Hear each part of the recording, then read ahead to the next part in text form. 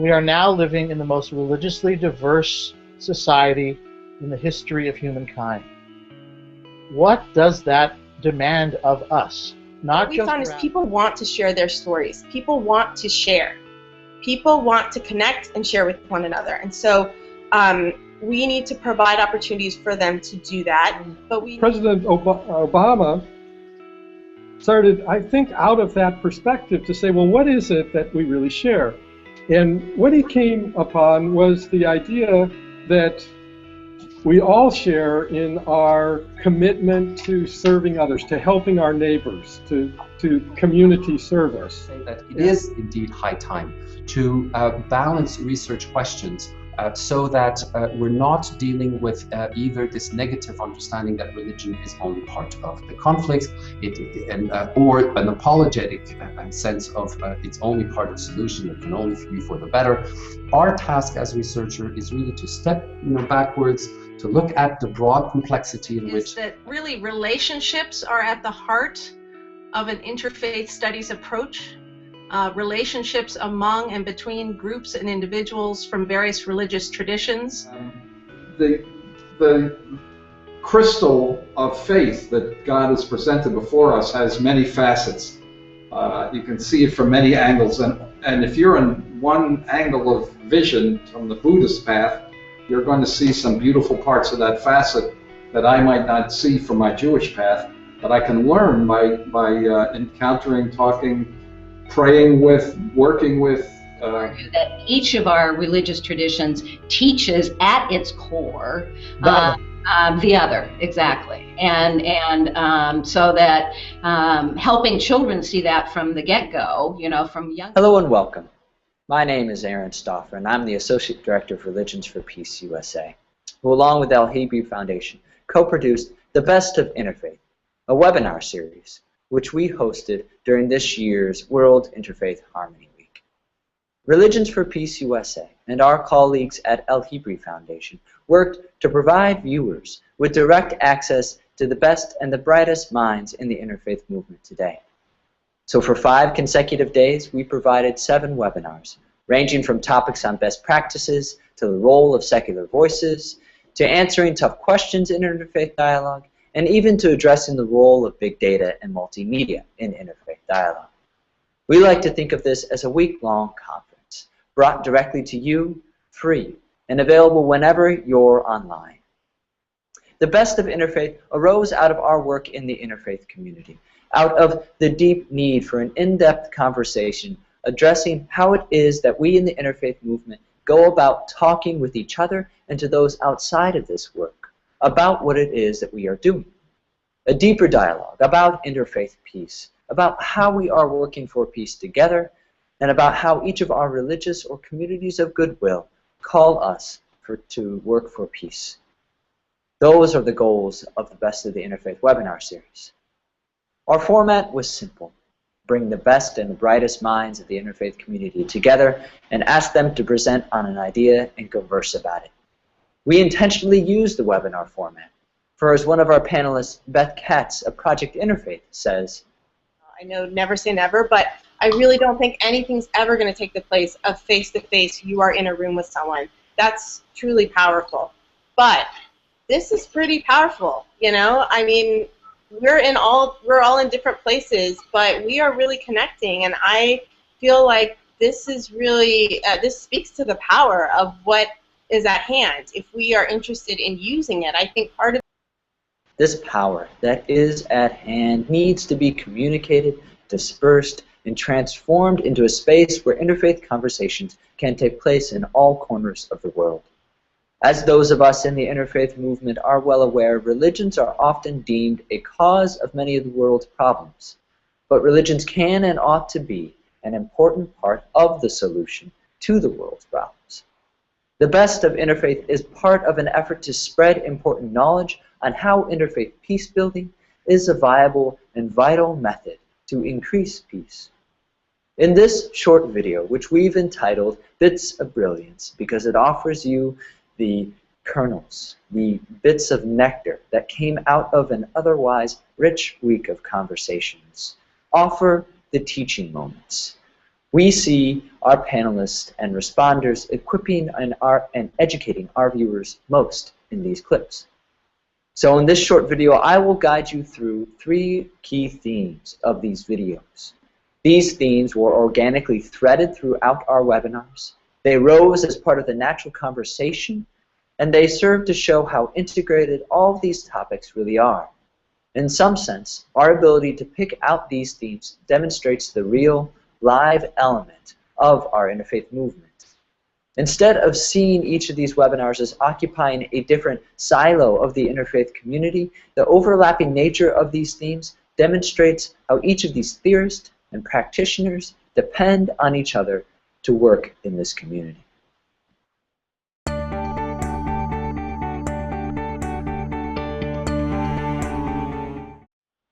What will follow is I'll offer a short description of each theme, and then we'll jump right to the clips of our panelists and responders who are speaking to the topic of the theme.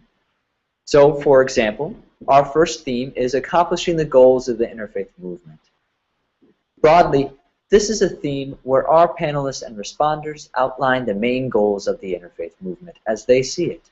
But not only this, the clips we have selected also provide moments where our panelists highlight factors and influencers in accomplishing these goals. I want to raise one more point regarding the challenges that we face in the field of interfaith dialogue and interreligious peace building. I think it has to do with the, many times the assumption among practitioners of interfaith dialogue that faith alone is enough. And what I mean with this one here, it's enough to believe in a God or in the prophets, or enough to be a good observant Christian or Muslim or Jewish, Buddhist or Hindu, and that give you enough qualification to be a peacemaker and a professional one. And I've seen through my research and work that such thing is really far from the truth. We know that, and I say faith is alone is not enough to be a peace builder.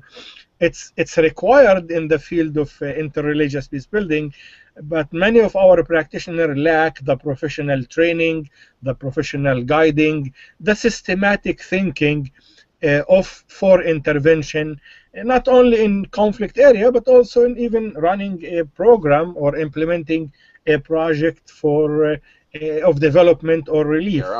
So there has to be, I think, some rethinking about how to engage these folks in this kind of interfaith dialogue that we're talking about. Folks who don't fit into, you know, sort of traditional conceptions of what it means to be religious or what it means to be non-religious. So what I would like to see is a greater, you know, study being done on the religiously unaffiliated, so that we could learn more about what they believe. But I also think that interfaith folks who promote interfaith dialogue need to make a concerted effort to make sure that they are doing, they're reaching out to and including people who don't fit into a particular category in a certain way. People who have a religiously hybrid identity, who maybe identify with more than one tradition, who don't identify with any tradition, who might consider themselves spiritual but not religious. Really, the fluidity of religious identity is increasing, I think, and I think that this religious disaffiliation is one indication of that. And that is a, you know, that suggests that not only do interfaith efforts need to make a greater effort to be welcoming of and inclusive of atheists, agnostics, and humanists, but of people who don't fit into or wouldn't identify with any particular label at all. I think that multimedia approach to interfaith work really provides us an opportunity to make this really critical form of engagement accessible to a much wider audience. With technology, we are able to reach a greater audience rather than just a geographically bound one, which traditionally has been one of the limitations that we faced in this work. I don't want to say that we shouldn't try to reach those in our immediate physical community, but I think that this really gives us this opportunity in the interfaith movement to reimagine what that looks like and to really challenge us to even think about how we define community and not have that be just in a physical sense, but to look at how we can grow those connections and relationships of between people that may not be physically co-located in the same space or community. And even if they are located in that space, this provides us an alternative way to deepen and strengthen those relationships. I also think that multimedia approaches really help democratize religion and expressions of religious identity. And I don't know about you, but I think this is a really important point in this particular point in time that we live in. We're seeing a lot of, there's a lot of tension, a lot of chaos and turmoil, and part of that, I think, is a reflection of people's frustrations with some of the institutionalization of religion and some of the limited voices that are being heard. And with technology, we have the ability, and with a multimedia approach, to really open up the seats at the table and really give a platform to multiple voices and to show people that you can have multiple voices, and that can actually enhance the quality of life, our relationships with one another, and our work. So I think that's really important. You know, part of it is like the timing and finding ways to embed our work and embed this message in really mainstream activities that people don't think of as interfaith activities. They just see them as part of their day-to-day lives. That's what we have to do to make this movement real and make it meaningful and make it sustainable and actually like make it have traction. It has to be part of people's day-to-day lives. Let's take one of the complicated issues. Women's rights. There are faith groups who take different perspectives on the appropriate role of women in society, and so it becomes it's not just as simple as, oh, well, we understand that particular government contractor doesn't think that women should be doing construction, and so that government contractor doesn't have to because they have a faith perspective on that. So there are going to be clear places where actually government does take sides and says no, even though, and we're watching that get played out in the healthcare of where there's some faith groups that are making claims that are based on their understanding of their faith perspective, and then the government works out where it is, how it negotiates that, and that's being played out very, very much in public. How does that get worked out? All that's to say that what you're pointing to is so complex. I would make the next step to say that's why it's so important that we're able to develop the skills of being able to hear each other on those places, because in the end, that's, I think, the good news. The good news that even public policy and politicians began entertaining the idea of the need to engage with faith-based organization. From a development, whether it is USAID or it is DFID in UK, or the United Nations, UNDP, and other organizations, you could see in the last 5-6 years, or a little bit more even, and new training manuals and new material have been formed or shaped in order to answer the question, how do we engage religious leaders and the clergy in fighting disease, in fighting poverty, and in basically promoting also all sort of relief and development project. I think staying in conversation between movement and academia is essential, and being clear about the differences of those two spheres of influence, where we are going to be in sync and where we might be in tension, and just understanding the different kinds of needs in each setting is part of the puzzle. So, or I'll let you. At the end of the day, if we do not transform dialogue to dialogue practice, we would have failed. The idea is not to sit in rooms and debate whether God is this or is that. At the end of the day, how can we bring peace and justice to the world? In other words, how can I join hands with you, and how can you join hands with me to bring about peace and justice to the world? For me, that is what makes God happy. Moving right along to our second theme, which we found to be entitled under the name of Including Diverse Voices in the Interfaith Movement. Over and over again in our conversations, our panelists recognize that the interfaith movement has to be fully integrated with the real lives of everyday people. This challenge and the coincident responses from our panelists is a reflection of any movement with many moving parts that are at times disparate and of various sectors. In the end, as Heidi Hadsell of Hartford Seminary pointed out, we need to realize that what we call the interfaith movement is working to enhance a lived reality of many people and communities today. Oftentimes, these relationships are created and sustained under the radar. How we go about lifting up these voices is both a challenge and a responsibility, but it also makes this work deeply honorable for those of us who recognize the deeply plural society in which we live. Where women becomes an interesting subject because I think in a lot of ways under the radar women build relationships across religious communities and other kinds of boundaries and barriers that are actually very durable relationships and are real contributors to peace building and to slowing down violence when it starts between communities. And you sort of ask why is that? Well, women aren't usually the authorities in religion, in religious communities, and so they don't feel like they have to uphold the orthodoxy, if you will, of religious communities. They're often more concerned with relationships in the neighborhood and so forth. So I think women have done a really interesting job sort of at the grassroots level in this kind of way. Major challenge. I've mentioned gender as well, and I think it's a major issue for all interfaith dialogue groups. Globally, there are very few women interfaith dialogue group.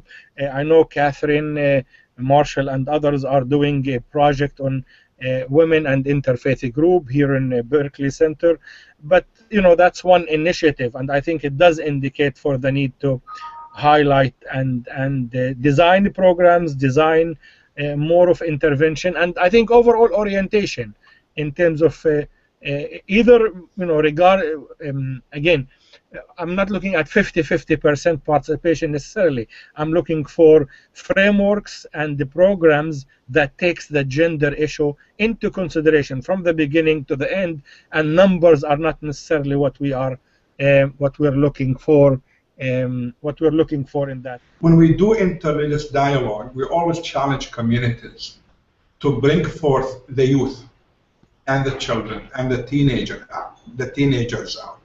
Because you go to these churches, mosques, or synagogues, and you only meet with the seniors and the senior citizens. And I love these people. I'm willing to talk to them too.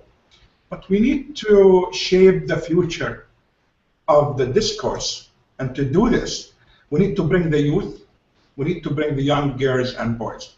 You know, one of the sort of statistics I mentioned when talking about the religiously unaffiliated, the rise of the religiously unaffiliated, particularly among millennials, is that while it is true that about 1/3 of millennials now decline to identify with a particular religious tradition, still about 70% of those folks do claim to believe in a God or a universal spirit, and there are a number of other indicators, including regularity of religious practice, like praying and that sort of thing, that demonstrate that, in fact, a lot of these, what we might consider traditionally religious practices or traditionally, Christian practices, are still at play for a lot of these folks. What I think is even more interesting is that while about 70% of the religiously unaffiliated under the age of 30 think that religious organizations and institutions are far too involved with money and politics, which I think actually may be a big part of why this disaffiliation has occurred. About 80% of them think that religious organizations actually do help bring people together, build communities, and play an important role in helping those in need.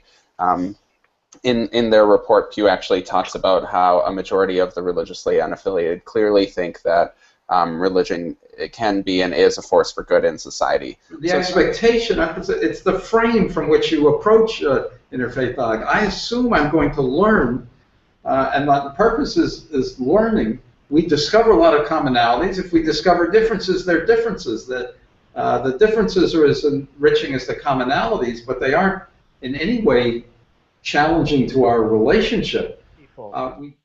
According to Dr. Diana Eck at Harvard University, if you look out the window, you can see the Harvard campus from this beautiful 15th floor window.